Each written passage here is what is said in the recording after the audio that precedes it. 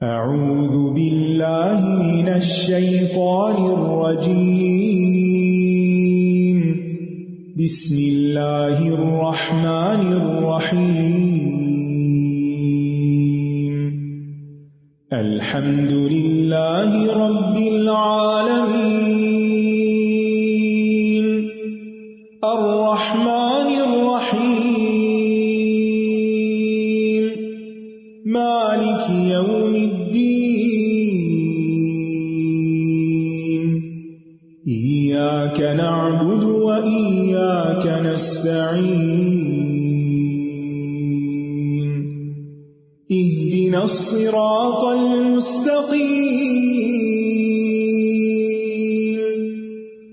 صراط الذین انعمت علیہم غیر المغضوب علیہم ولا الضالین۔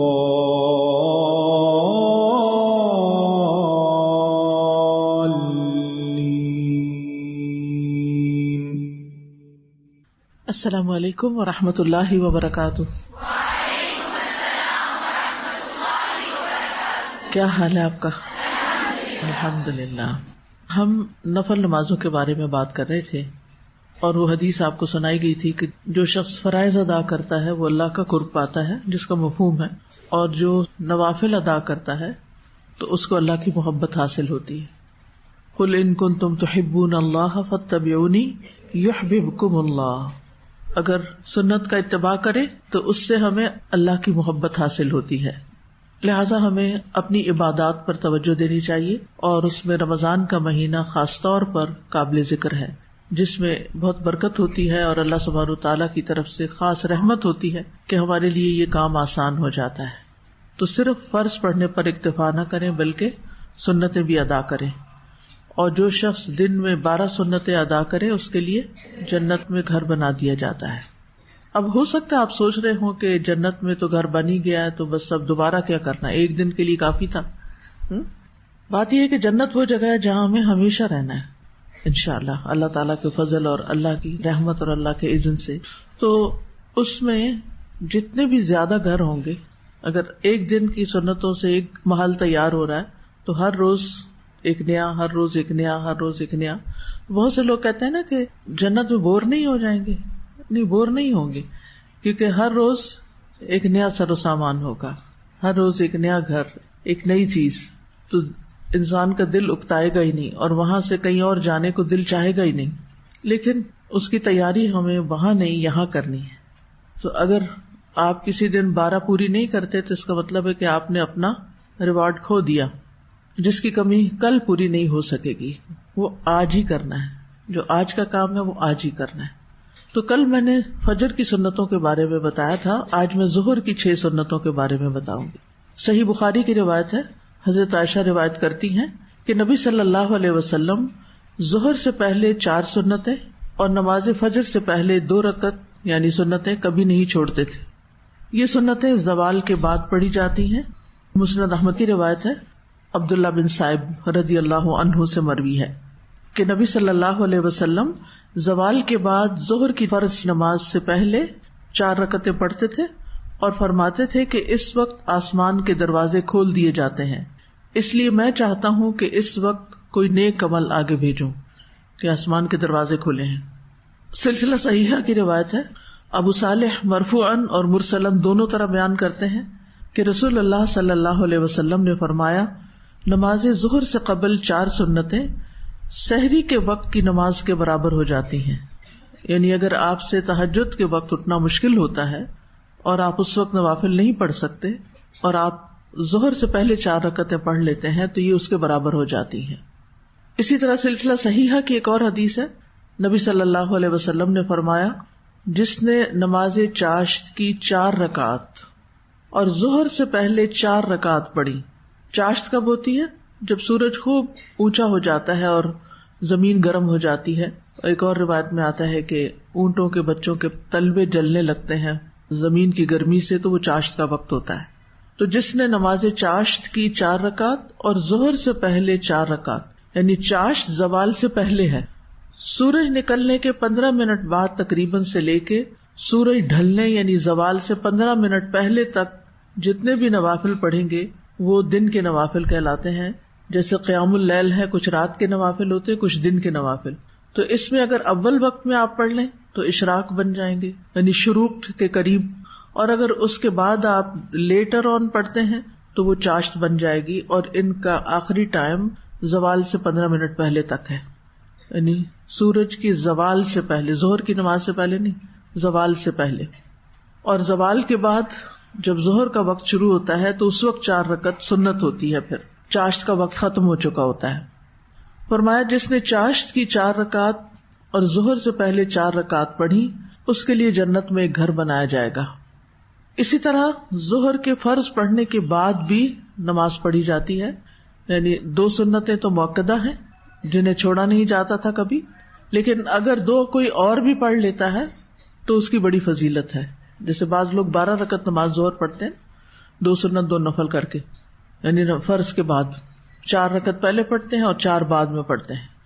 تو سنن نبی داؤد کی روایت ہے، ام حبیبہ رضی اللہ عنہا زوجہ نبی صلی اللہ علیہ وسلم نے کہا کہ رسول اللہ صلی اللہ علیہ وسلم نے فرمایا جو شخص ظہر سے پہلے 4 رکعت اور اس کے بعد کی 4 رکعت کی پابندی کرے گا وہ آگ پر حرام کر دیا جائے گا، یعنی اسے آگ نہیں چھوئے گی.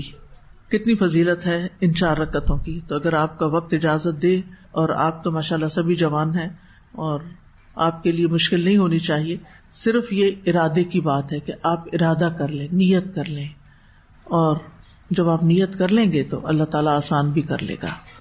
چلیے ٹھیک ہے، انشاءاللہ آج کے لیے اتنے کافی ہے. قصص القرآن کے سلسلے میں ہم انشاءاللہ آج ایک نیا قصہ پڑھنے جا رہے ہیں جو آدم علیہ السلام کے 2 بیٹوں کے بارے میں ہے، حابیل اور قابیل کے بارے میں. نحمدہ ونصلی علی رسولہ الکریم، اما بعد فاعوذ باللہ من الشیطان الرجیم، بسم اللہ الرحمن الرحیم. رب اشرح لی صدری ویسر لی امری واحلل عقدۃ من لسانی یفقہوا قولی.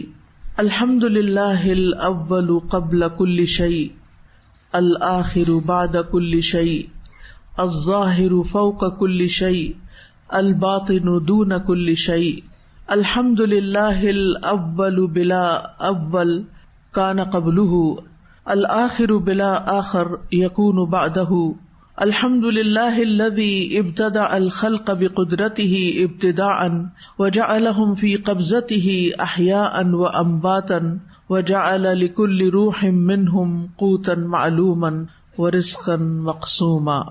ہر قسم کی حمد اللہ کے لیے ہے جو ہر چیز سے اول ہے، جو ہر چیز کے بعد سب سے آخر ہے، جو ہر چیز سے اوپر ظاہر ہے، جو ہر چیز کے قریب باطن ہے. ہر قسم کی حمد اللہ کے لیے ہے جو سب سے اول ہے، اس سے پہلے کوئی نہ تھا، جو سب سے آخر ہے، اس کے بعد کوئی اور نہیں ہوگا. ہر قسم کی حمد اللہ کے لیے ہے جس نے اپنی قدرت سے مخلوق کو ایک نرالے اور انوکھے طریقے پر پیدا کیا اور ان کی زندہ حالت میں، ان کی مردہ حالت میں ان کو اپنے قبضے میں کیا. یعنی انسان چاہے زندہ ہو چاہے مردہ ہو، اللہ کے قبضے قدرت میں ہے. اور ان میں سے ہر ایک روح کے لیے اس کی ایک معلوم غذا بنائی اور اس کا تقسیم کیا ہوا رزق دیا. یہ ہے ہمارا اللہ جو تعریف کے لائق ہے. نحن نقص عليك أحسن القصص بما أوحينا إليك هذا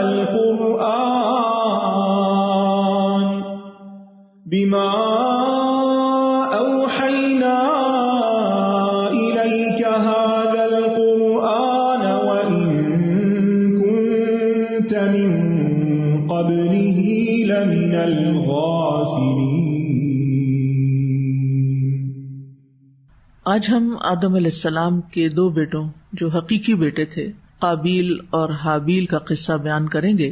ان میں سے ایک بھائی نے دوسرے پر زیادتی کی حتیٰ کہ اسے قتل کر دیا، اور یہ محض سرکشی اور اس نعمت پر حسد کی وجہ سے تھا جس سے اللہ تعالیٰ نے اسے نوازا تھا اور اس کی قربانی کو قبول کیا تھا جو اس نے اخلاص کے ساتھ اپنے رب کی بارگاہ میں پیش کی. اور دوسرے بھائی سے قربانی قبول نہیں کی کیونکہ وہ متقی نہیں تھا. اور اس طرح مقتول گناہوں کی معافی اور جنت میں داخلے کی وجہ سے کامیاب ہو گیا، اور قاتل دنیا اور آخرت میں ناکام اور نامراد ہوا. یہ نظر یا قربانی کس لیے پیش کی گئی تھی، اس کے بارے میں کوئی صحیح روایت تو نہیں ملتی، البتہ کچھ واقعات مشہور ہیں جو تورات وغیرہ سے لیے گئے ہیں کہ ابتدا میں آدم اور حوا علیہم السلام کے ملاپ سے بیک وقت لڑکا اور لڑکی پیدا ہوتے تھے، یعنی ایک پیٹ میں 2 بچے ہوتے تھے اور ایک اس میں سے لڑکا اور دوسری لڑکی ہوتی تھی، دوسرے حمل سے پھر لڑکا لڑکی ہوتے۔ اللہ تعالیٰ نے آدم علیہ السلام کے لیے یہ مشروع ٹھہرایا تھا کہ وہ اپنے بیٹوں کی شادی اپنی بیٹیوں سے ہی کریں، لیکن وہ ہوتا کیسے تھا کہ آدم علیہ السلام ایک ولادت میں پیدا ہونے والی لڑکی کا نکاح دوسری ولادت میں پیدا ہونے والے لڑکے سے کرتے تھے، یعنی جو بہن بھائی اکٹھے پیدا ہوتے تھے ان کا آپس میں نکاح نہیں ہوتا تھا، بلکہ دوسرے دفعہ جو 2 بچے پیدا ہوتے تھے ان میں سے جو لڑکا ہوتا تھا وہ پہلے حمل سے جو لڑکی ہوتی تھی اس سے نکاح کرتا تھا، اور اسی طرح وائس ورسا۔ اب ہوا یہ کہ حابیل کے ساتھ پیدا ہونے والی بہن جو تھی وہ خوبصورت نہیں تھی، جبکہ قابیل کے ساتھ پیدا ہونے والی بہن خوبصورت تھی، تو اس وقت کے اصول کے مطابق حابیل کا نکاح قابیل کی بہن کے ساتھ اور قابیل کا حابیل کی بہن کے ساتھ ہونا تھا، یعنی اسی کی اجازت تھی، لیکن قابیل چاہتا یہ تھا کہ وہ حابیل کی بہن کی بجائے اپنے ہی ساتھ پیدا ہونے والی بہن جو کہ خوبصورت تھی اس سے نکاح کر لے۔ آدم علیہ السلام نے اسے سمجھایا لیکن وہ نہ سمجھا۔ بالآخر آدم علیہ السلام نے ان دونوں کو بارگاہ الہی میں قربانیاں پیش کرنے کا حکم دیا اور فرمایا کہ جس کی قربانی قبول ہو جائے گی قابیل کی بہن کا نکاح اس سے کر دیا جائے گا۔ تو جیسا کہ تورات سے معلوم ہوتا ہے کہ اس زمانے میں جو نذر کی قربانی ہوتی تھی اس کی قبولیت کا یہ دستور تھا کہ نذر اور قربانی کی جو چیز ہوتی تھی وہ کسی بلند جگہ پر رکھ دی جاتی تھی اور آسمان سے آگ نمودار ہو کر اس کو جلا دیتی تھی، جو اس بات کی علامت ہوتی تھی کہ قربانی قبول ہو گئی، اور جس کی قربانی قبول نہیں ہوتی تھی اس کو آگ نہیں جلاتی تھی۔ تو اس قانون کے مطابق حابیل نے اپنے ریوڑ میں سے ایک بہترین دمبا اللہ کی نذر کیا اور قابیل نے اپنی کھیتی کے غلے میں سے ردی قسم کا غلہ قربانی کے لیے پیش کیا۔ دونوں کی حسن نیت اور نیت بد کا اندازہ اسی عمل سے ہو گیا، لہذا حسب دستور آگ نے آ کر حابیل کی نظر کو جلا دیا اور اس طرح قبولیت کا شرف اس کے حصے میں آ گیا۔ قابیل اپنی توہین کسی طرح برداشت نہ کر سکا تو اس نے ظلم اور تشدد کی راہ اختیار کرتے ہوئے اپنے مظلوم بھائی کو جان سے ہی مار ڈالا، قتل کر دیا۔ جب قابیل نے اپنے نیک سیرت بھائی کو مار ڈالا تو اسے یہ سمجھ نہ آئی کہ وہ لاش کا کیا کرے۔ بالآخر اللہ تعالیٰ نے 2 کوے بھیجے جو آپس میں لڑ رہے تھے، ان میں سے ایک کوے نے دوسرے کو چونچے مار مار کے ہلاک کر دیا، پھر اس نے اپنی چونچ سے زمین کو کریدنا شروع کیا، یعنی جو قاتل تھا، یہاں تک کہ اس میں اتنا گڑھا بن گیا جس میں مردہ کوے کی لاش کو چھپایا جا سکتا تھا۔ تو کوے نے مردہ کوے کی لاش کو اس گڑھے میں رکھ کر اوپر سے مٹی ڈال کر اسے زمین میں دفن کر دیا۔ قابیل یہ سارا منظر دیکھ رہا تھا۔ اس وقت وہ سوچنے لگا کہ مجھ کو تو اس کوے جتنی بھی عقل نہیں کہ جس نے اپنے بھائی کی لاش کو چھپا دیا، مجھے تو مارنے کے بعد اب یہ بھی سمجھ نہیں آ رہا کہ میں اس مردہ جسم کو کیا کروں، کیونکہ اس سے پہلے ابھی یہ سلسلہ شروع نہیں ہوا تھا۔ خیر اس نے بھی اسی طرح زمین میں گڑھا کھود کر اپنے بھائی کی لاش کو زمین میں دبا دیا۔ جب دبا چکا تو اب اس کا نفس اس کو ملامت کرنے لگا کہ ایک نیک سیرت اور شفیق بھائی اس سے ہمیشہ کے لیے جدا ہو گیا، اور اس بات پر بھی اسے ندامت ہوئی کہ اس نے اپنے بھائی کو قتل کر کے ایک بہت بری حرکت کی ہے۔ اسی واقعے کے بارے میں کچھ اور روایات میں کچھ یوں آتا ہے کہ آدم علیہ السلام کے دونوں بیٹوں میں سے ایک کھیتی باڑی کرتا تھا جو کہ قابیل تھا، اور دوسرا جو حابیل تھا اس نے بکریاں پال رکھی تھی۔ انہیں جب یہ حکم ملا کہ وہ اپنی قربانی پیش کریں تو حابیل نے اپنی خوش دلی سے اور اللہ کے حکم پر مکمل راضی ہو کر اپنی بکریوں میں سے سب سے افضل اور موٹی اور سب سے اچھی بکری قربان کی، اور قابیل نے اپنی کھیتی میں سے بدترین حصہ قربان کیا اور خوش دلی سے بھی نہیں کیا۔ تو اللہ تعالیٰ نے حابیل کی قربانی قبول کر لی اور قابیل کی قربانی قبول نہ کی، تو قابیل نے اپنے بھائی کو حسد اور بغض کی بنا پر قتل کر دیا۔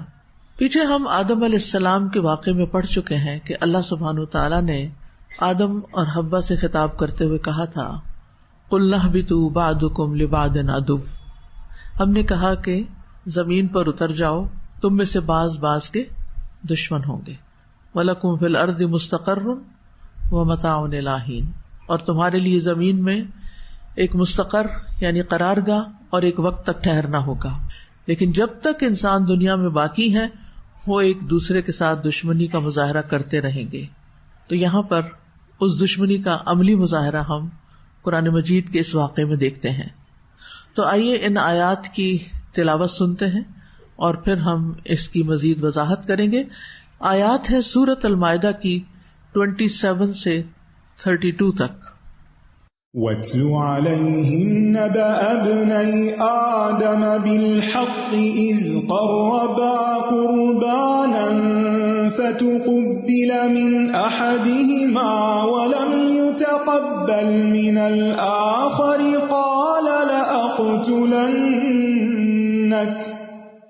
قَالَ إِنَّمَا يَتَقَبَّلُ اللَّهُ مِنَ الْمُتَّقِينَ لَئِن بَسَطْتَ إِلَيَّ يَدَكَ لِتَقْتُلَنِي مَا أَنَا بِبَاسِطٍ يَدِيَ إِلَيْكَ لِأَقْتُلَكَ إِنِّي أَخَافُ اللَّهَ رَبَّ الْعَالَمِينَ. إِنِّي أُرِيدُ أَن تَبُوءَ بِإِثْمِي وَإِثْمِكَ فَتَكُونَ مِنْ أَصْحَابِ النَّارِ وَذَلِكَ جَزَاءُ الظَّالِمِينَ. فطوعت له نفسه قتل أخيه فقتله فأصبح من الخاسرين. فبعث الله غرابا يبحث في الأرض ليريه كيف يواري سوءة أخيه قال يا ويلتى أعجزت أن أكون مثل هذا الغراب فأواري سوءة أخي فأصبح من النادمين. من أجل ذلك كتبنا على بني إسرائيل أنه من قتل نفسا بغير نفس أو فساد في الأرض فكأنما قتل الناس جميعا ومن أحياها فكأنما أحيا الناس جميعا وَلَقَدْ جَاءَتْهُمْ رُسُلُنَا بِالْبَيِّنَاتِ ثُمَّ إِنَّ كَثِيرًا مِّنْهُمْ بَعْدَ ذَلِكَ فِي الْأَرْضِ لَمُسْرِفُونَ. ارشاد باری تعالیٰ ہے اور آپ انہیں آدم کے 2 بیٹوں کی خبر ٹھیک ٹھیک پڑھ سنائیں. جب ان دونوں نے قربانی پیش کی تو ان میں سے ایک سے قبول کر لی گئی اور دوسرے سے قبول نہ کی گئی. اس نے کہا میں ضرور تجھے قتل کر دوں گا.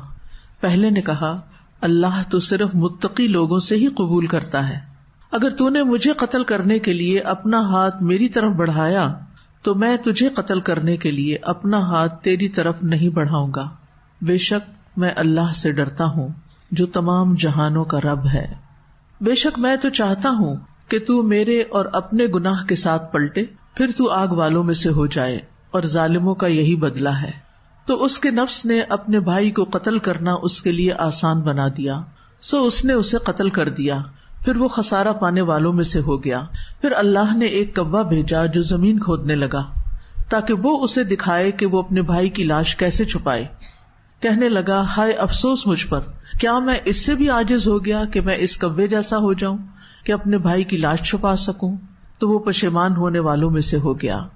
اسی وجہ سے ہم نے بنو اسرائیل پر فرض کر دیا کہ جس نے کسی جان کو بغیر کسی جان کے بدلے یا زمین میں فساد کے بغیر قتل کیا تو گویا اس نے تمام انسانوں کو قتل کر دیا، اور جس نے اس کی زندگی بچائی تو گویا اس نے تمام انسانوں کی زندگی بچائی، اور یقیناً ان کے پاس ہمارے رسول واضح نشانیاں لے کر آئے، پھر اس کے بعد ان میں سے بہت سے لوگ زمین میں یقیناً زیادتی کرنے والے ہیں۔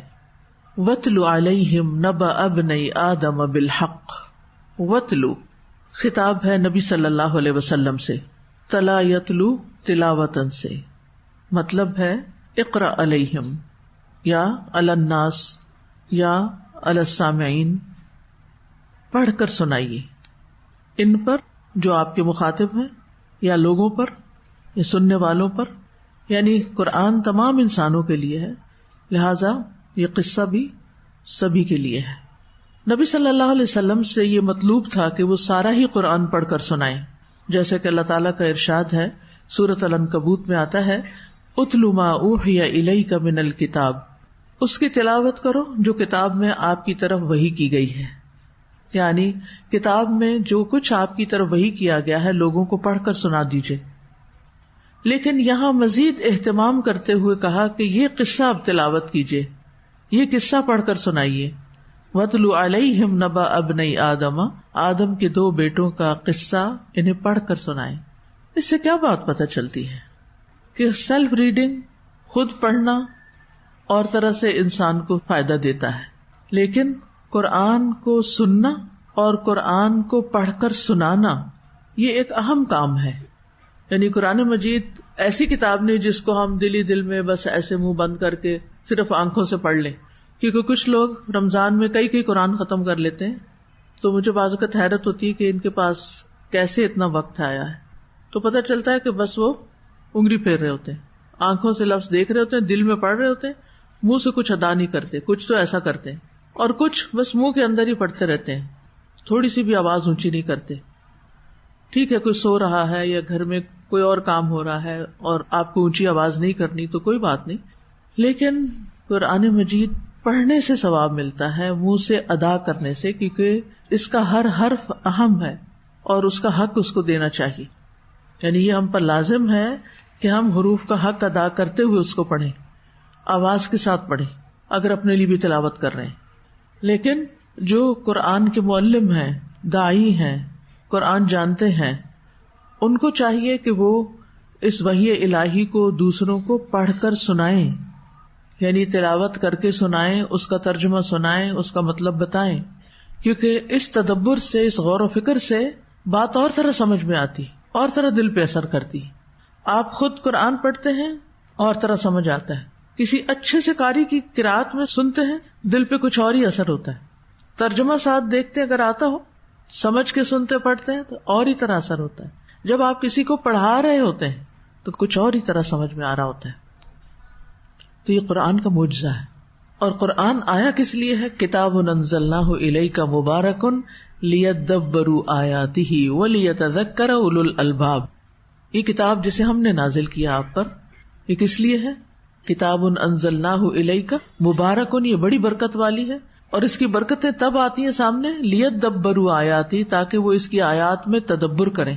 تدبر کا لفظ دبر سے ہے، دبر کہتے ہیں کسی چیز کے سب سے نچلے حصے کو، نیچے، ڈیپ ڈاؤن جانا، ڈیپتھ تک پہنچنا، آخر تک جانا، گہرائی تک جانا، یعنی ایسا غور و فکر جو انسان کو گہرائی تک لے جائے اور صرف ظاہری معنی نہیں دیکھے، بلکہ اس کے اندر جو گہرے معنی چھپے ہوئے ہیں، جو اس کا پس منظر ہے، جو اس کا کانٹیکسٹ ہے، اس کی روشنی میں بھی اس کو سمجھے، اور حالات حاضرہ کی روشنی میں بھی انسان اس کو سمجھے اور اس سے رہنمائی لے، ہدایت لے، کیونکہ یہ کتاب کیا ہے؟ کتاب ہدایت ہے۔ تو نبی صلی اللہ علیہ وسلم کو خطاب ہے، وَاتْلُ عَلَيْهِمْ، آپ انہیں پڑھ کر سنائیے، کیا؟ نبا، ایک نبا ہوتی ہے اور ایک خبر ہوتی، دونوں کا ترجمہ خبر کر دیا جاتا ہے۔ نبا کسی اہم معاملے کی خبر ہوتی ہے، جیسے قرآن مجید میں آتا ہے عَمَّ يَتَسَاءَلُونَ، کس چیز کے بارے میں ایک دوسرے سے سوال جواب کر رہے ہیں؟ عن النبأ العظیم، اس بڑی خبر کے بارے میں، بریکنگ نیوز، بڑی خبر، اہم خبر، کون سی؟ قیامت کی، وہاں تو یہ مراد ہے۔ اور یہاں بھی یہ جو واقعہ ہے، یہ جو قصہ ہے، یہ بڑا اہم قصہ ہے، اس میں ہمارے لیے بہت سے سبق ہیں. اور خبر جو ہوتی ہے وہ اہم بات کی بھی ہو سکتی ہے اور غیر اہم کی بھی ہو سکتی، دونوں طرح ہوتا ہے. یعنی بعض اوقات اہم خبریں بھی ہوتی ہیں، لیکن ضروری نہیں کہ سبھی اہم ہو، غیر اہم بھی ہو سکتی. لیکن نبا جو ہے وہ اہم خبر ہی کے لیے آتا ہے. ابنئی تسنیہ کا صیغہ ہے، ابنئی آدم، ابنین تھا تو ابنئی آدم مضاف مضاف علیہ ہونے کی وجہ سے نون اڑ گیا. آدم کے 2 بیٹوں کا قصہ مراد ہے ان کے 2 صلبی یا حقیقی بیٹے، جیسا کہ قرآن کریم سے اس کا سیاق ظاہر ہو رہا ہے. ان دونوں بیٹوں کا نام قرآن مجید میں نہیں آیا، لیکن دیگر کتابوں میں حابیل اور قابیل مشہور ہے. قرآن و حدیث دونوں میں یہ نام نہیں ملتا، لیکن بعض روایات میں آتا ہے. اور پھر فرمایا بالحق، حق کے ساتھ، یعنی آپ قصہ سنائیں اور بالکل سچا سچا حقیقی اصلی واقعی جو ہوا وہی. عام طور پر جب واقعات سنائے جاتے ہیں، قصے سنائے جاتے ہیں، کہانیاں سنائی جاتی ہیں، تو ان کو خوبصورت بنانے کے لیے، دلچسپ بنانے کے لیے کیا کیا جاتا ہے؟ ایگزیجریشن، اس میں جھوٹ سچ ملا دیا جاتا ہے. کچھ باتیں سچی ہوتی ہیں، پھر ان کے اوپر ملمہ سازی کر لی جاتی ہے.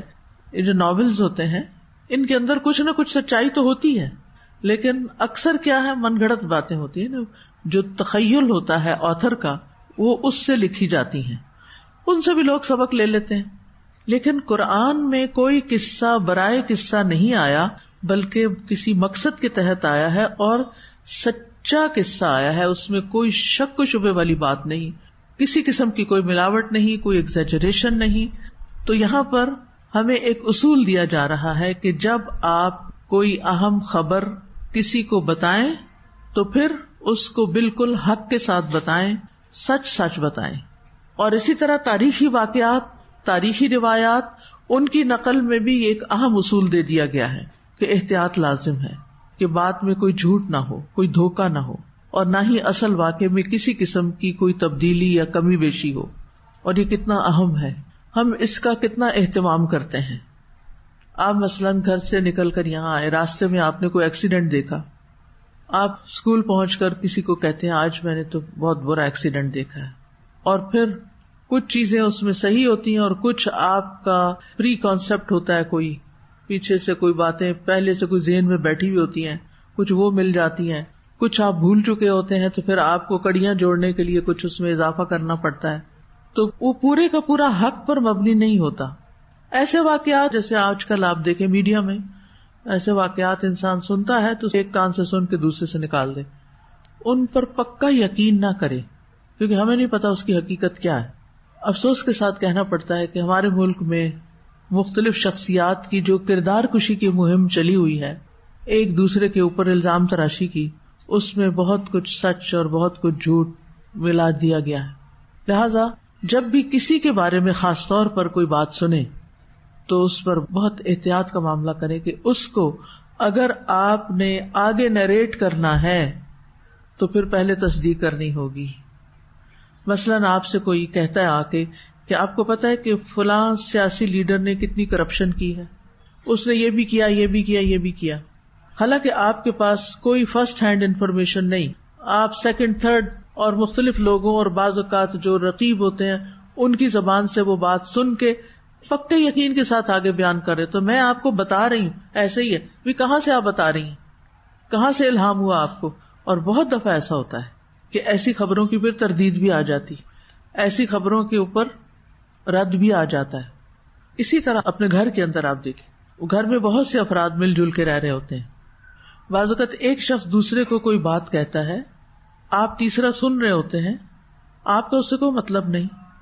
اول تو یہ بات آپ کو کسی اور سے کرنی نہیں چاہیے، آپ نے صرف اوور ہرڈ کیا ہے. آپ اس میں کچھ اپنی طرف سے چیز اپنے خیالات سے ملا کے آ کے کسی تیسرے شخص کو بتاتے ہیں. کیا یہ طریقہ درست ہوگا؟ کیا ایسا کرنا چاہیے؟ نہیں. گھروں میں جتنے بھی فسادات ہیں، جو لڑائیاں ہیں، بدگمانیاں ہیں، فتنے فساد، اس کی بنیادی وجہ یہی ہوتی ہے کہ ہماری باتوں کے اندر سچائی نہیں ہوتی، حق نہیں ہوتا، ناحق باتیں ہم دوسروں پہ کرتے ہیں. پھر اسی طرح آپ دیکھیں، مثال کے طور پر بچے اسکول سے آ رہے ہیں، اب 2 بچے جو ہیں وہ آپس میں لڑ پڑے گاڑی میں کسی وجہ سے، اور ایک دوسرے کی پٹائی بھی کر دی. اب گھر پہنچ کے جو بچہ پہلے ماں کے پاس پہنچ جائے گا اور اپنی مظلومیت کی داستان سنا دے گا تو ماں کیا کرے گی؟ دوسرے بچے کی کہانی سنے بغیر اس کی پٹائی کر دی. کیا ایسے نہیں ہوتا عام طور پر؟ صرف یک طرفہ داستان سن کر فیصلہ کر لینا.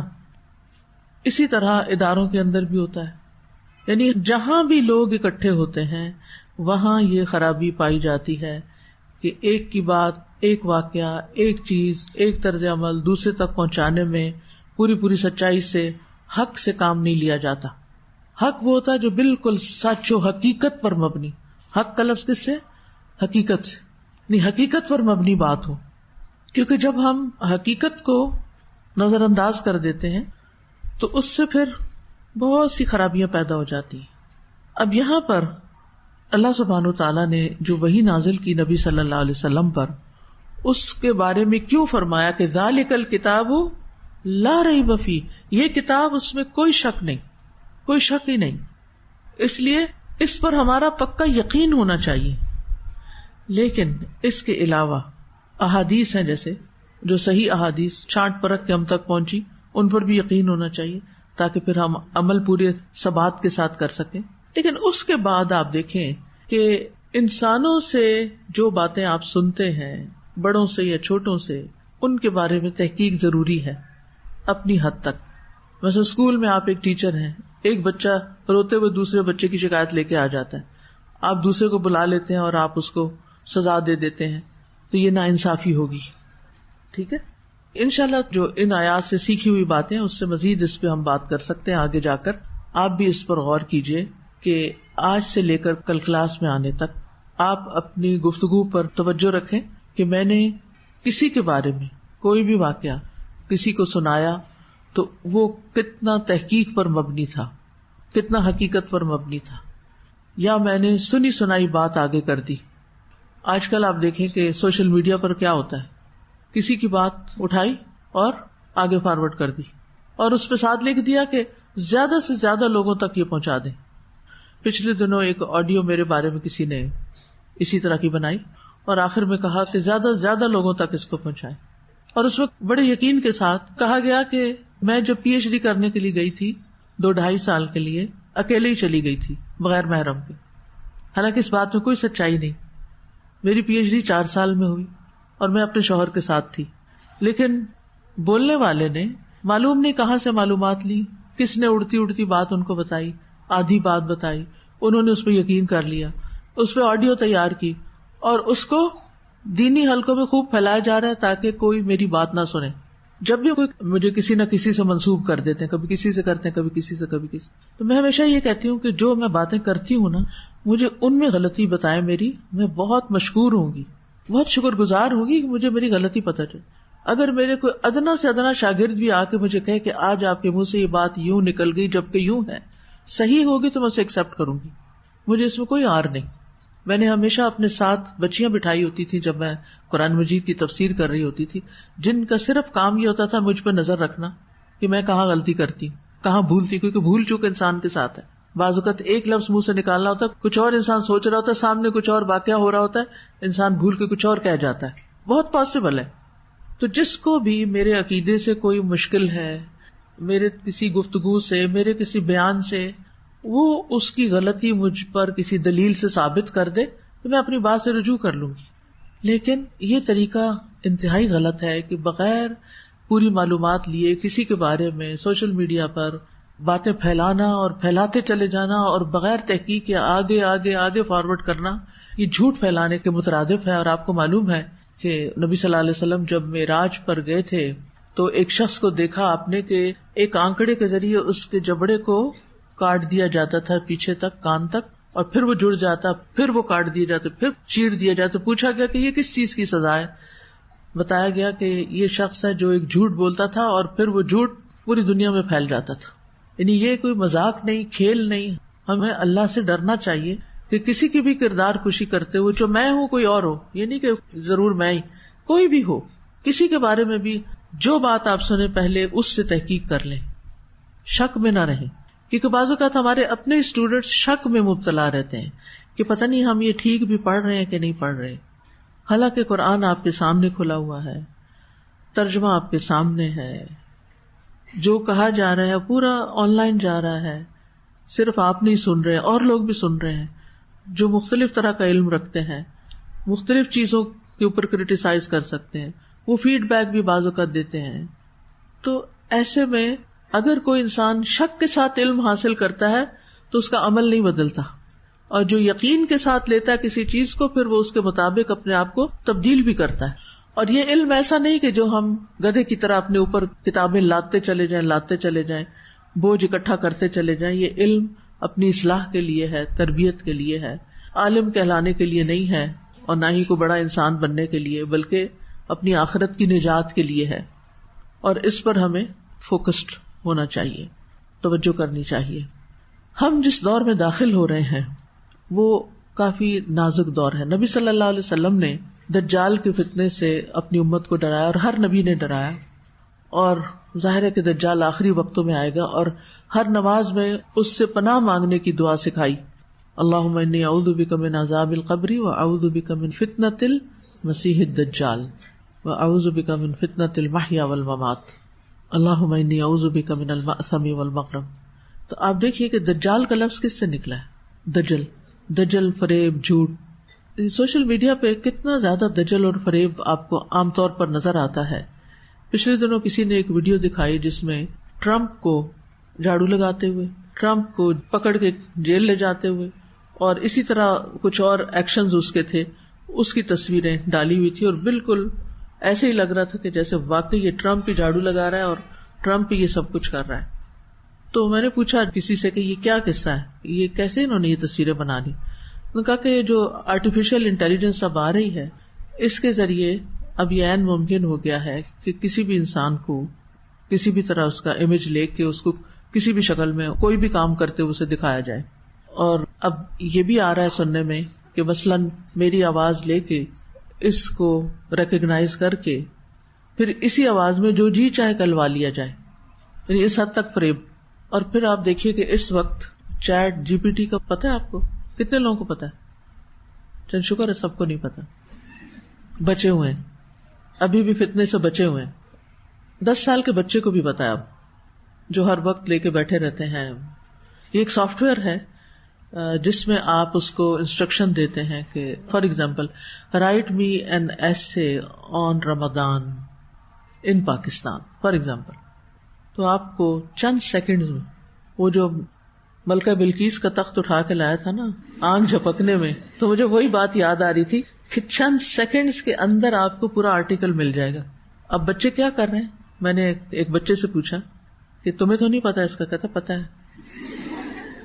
اب اگر اس کو اسکول سے کوئی ہوم ورک ملتا ہے تو اسے ہوم ورک کرنے کی کیا ضرورت ہے؟ وہ کہے گا رائٹ می سم تھنگ، کیلکولیشنز بھی ہو جائیں گی، سب کچھ ہو جائے گا. وہ صرف انسٹرکشن دے رہا ہے اور اس کے لیے سب کچھ تیار. کہتا ہے ہماری کلاس کے 90% بچے اسی چیٹ سے کام کر کے لاتے ہیں. اب آپ سوچئے کہ ان بچوں کا فیوچر کیا ہوگا. کیا یہ بھی دھوکہ نہیں؟ کیا یہ کام جو وہ دکھا رہے ہیں ٹیچر کو یہ حق ہے؟ نہیں.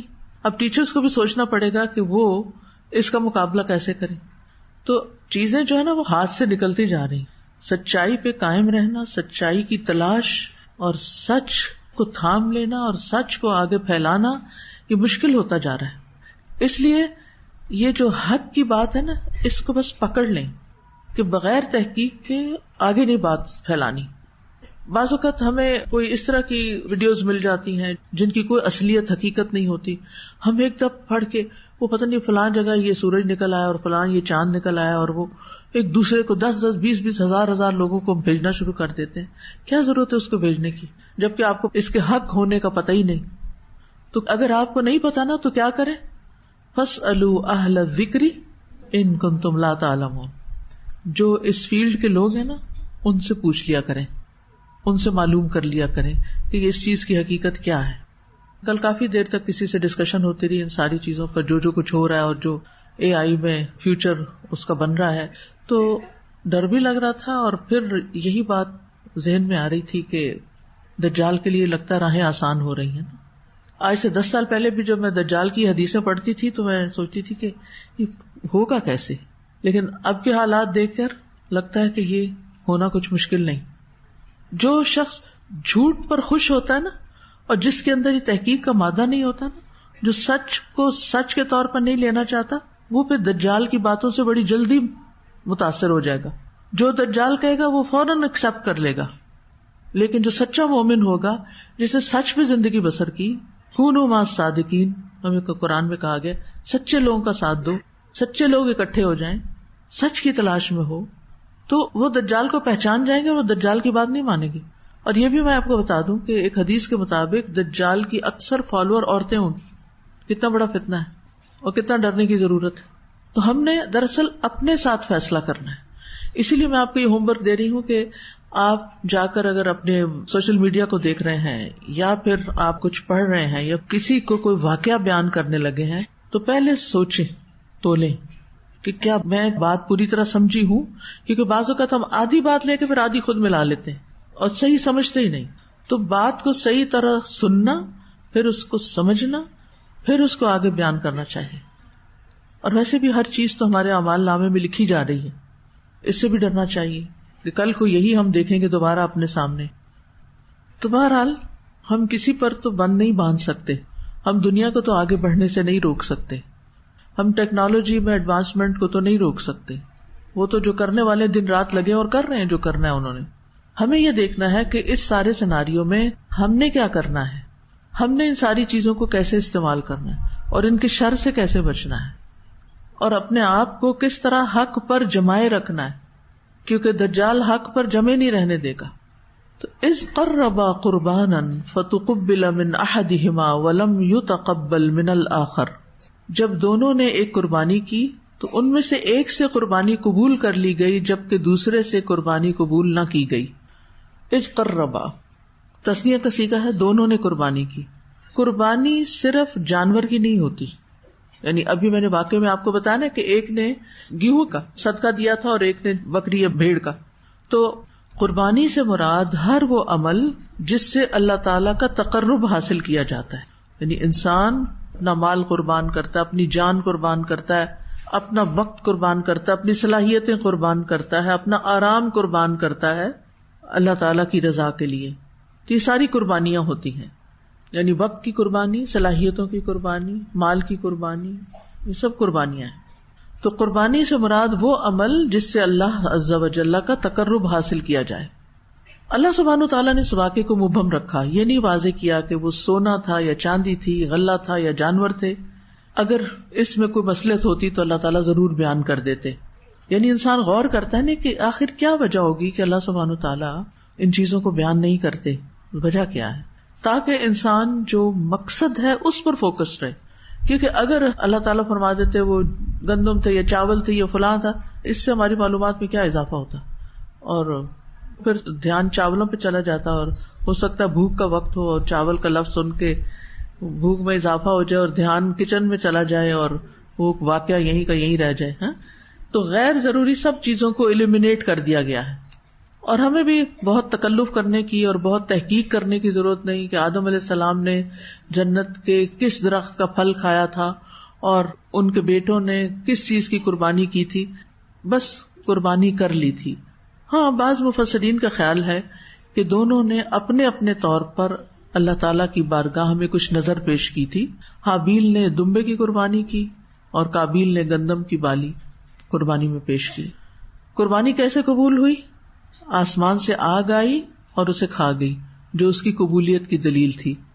اور یہ بات ہمیں حدیث سے بھی ملتی ہے، صحیح بخاری میں روایت آتی ہے جس سے پتہ چلتا ہے کہ سابقہ اقوام کی غنیمتوں کو آگ کھا جاتی تھی. ابو ہریرہ روایت کرتے ہیں کہ نبی صلی اللہ علیہ وسلم نے فرمایا، پہلے انبیاء میں سے ایک نبی نے جہاد کیا حتیٰ کہ اللہ نے ان کو فتح عطا کی، پھر انہوں نے مال غنیمت کو اکٹھا کیا اور آگ آئی تاکہ اسے کھائے، بھسم کر دے، لیکن آگ نے اسے نہ جلایا.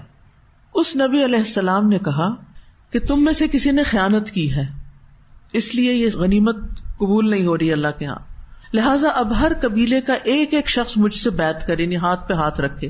چنانچہ ایک شخص کا ہاتھ ان کے ہاتھ سے چپک گیا. تو اس نبی علیہ السلام نے فرمایا کہ تیرے قبیلے والوں نے چوری کی ہے، اب تمہارے قبیلے کے سب لوگ مجھ سے بیعت کریں تو پتہ چل جائے گا کہ چور کون ہے. پھر 2 یا 3 آدمیوں کے ہاتھ ان کے ہاتھ سے چپک گئے. اس کے بعد اس نبی علیہ السلام نے فرمایا کہ تم نے ہی خیانت کا ارتکاب کیا ہے. چنانچہ وہ لوگ سونے کا سر لے آئے جو گائے کے سر جیسا تھا. وہ مال غنیمت میں سونے کا سر، آپ دیکھیں گائے کا سر اچھا والا بڑا ہوتا ہے، تو جب انہوں نے دیکھا اتنا سارا سونا ہے تو چلو اس کو چھپا لیتے ہیں، یہ نہیں پیش کرتے، جل ہی جائے گا، چلو کوئی سی کام آ جائے. تو انہوں نے آخر وہ پیش کیا، لے آئے. جب اسے مال غنیمت میں رکھا گیا تو آگ آئی اور مال غنیمت کو کھا گئی.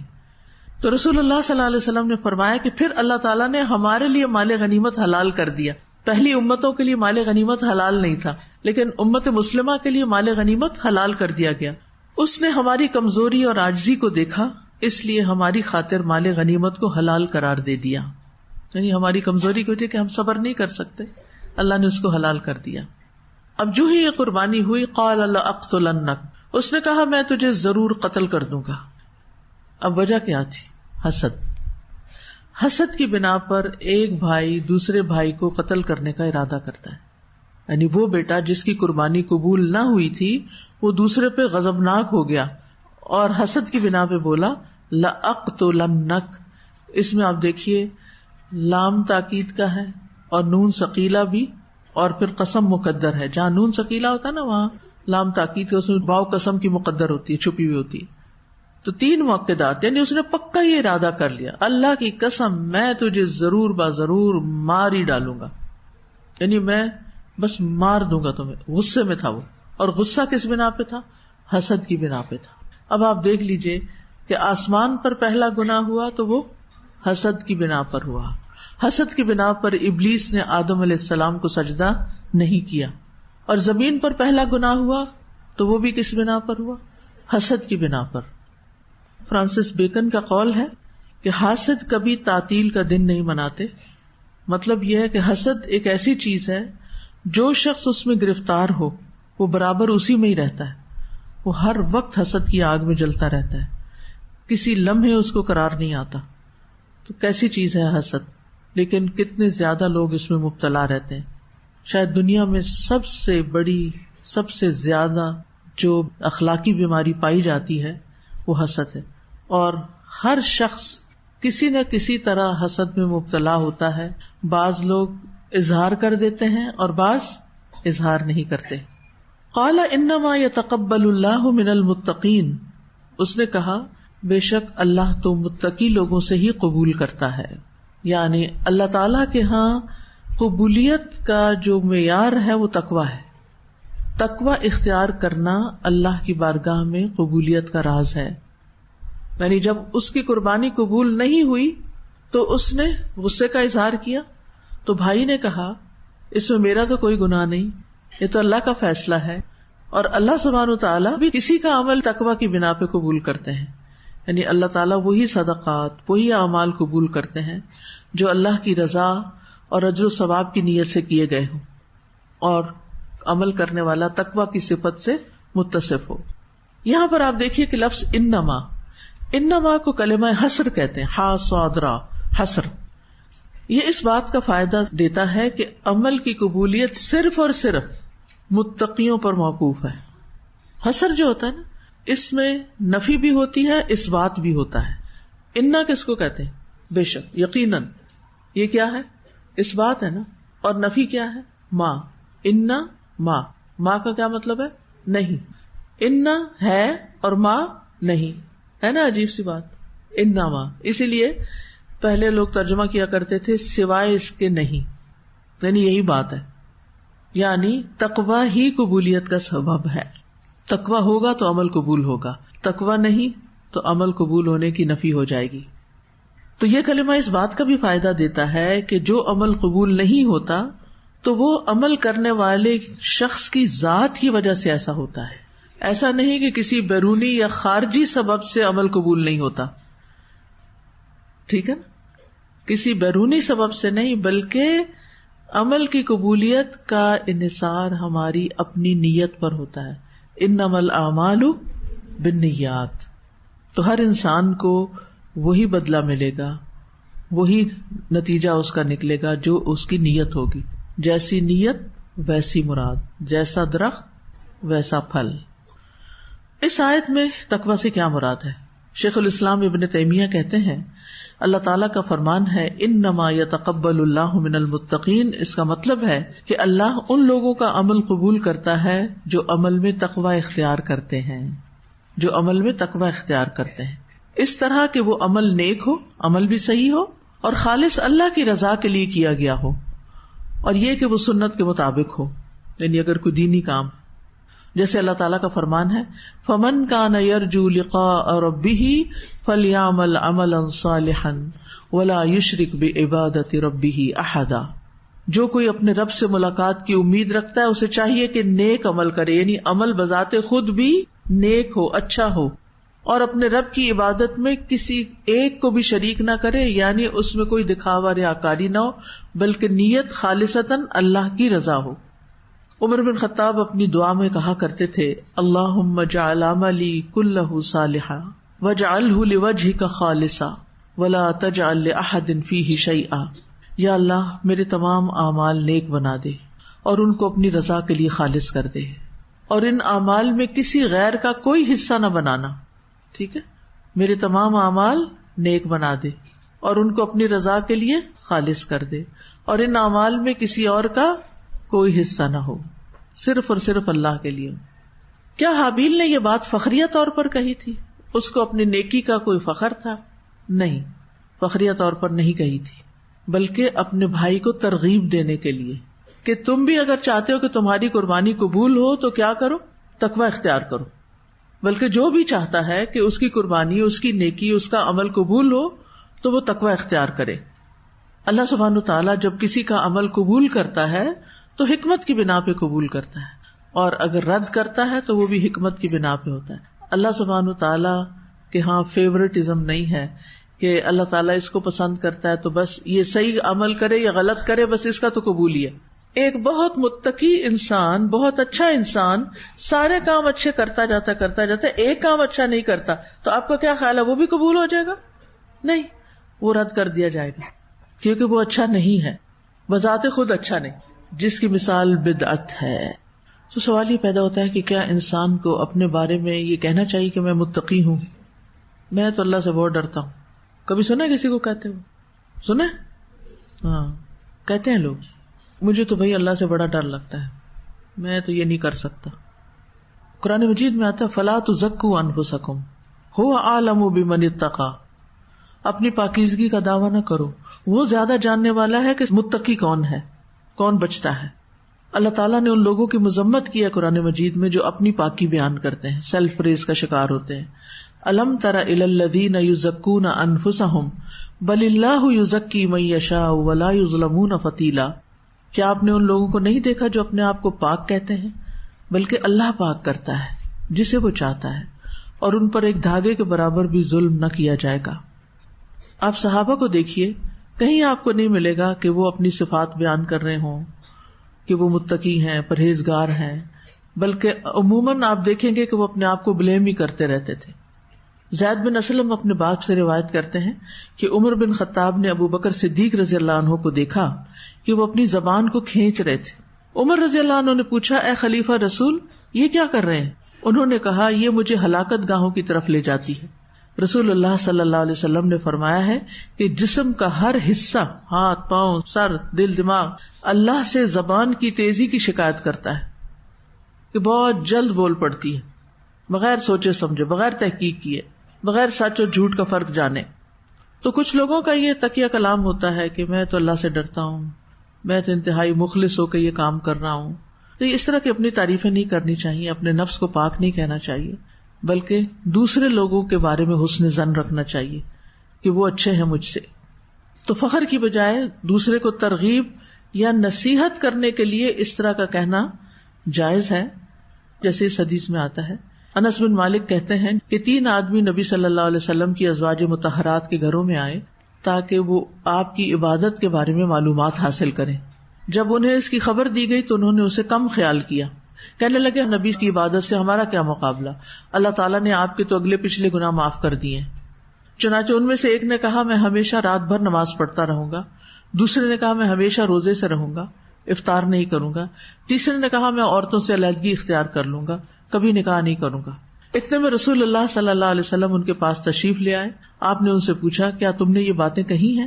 خبردار، اللہ کی قسم میں تمہاری نسبت اللہ سے زیادہ ڈرنے والا ہوں اور تم سب سے زیادہ متقی ہوں، لیکن میں روزے رکھتا ہوں اور افطار بھی کرتا ہوں، نماز پڑھتا ہوں اور سوتا بھی ہوں، اس کے علاوہ عورتوں سے نکاح بھی کرتا ہوں.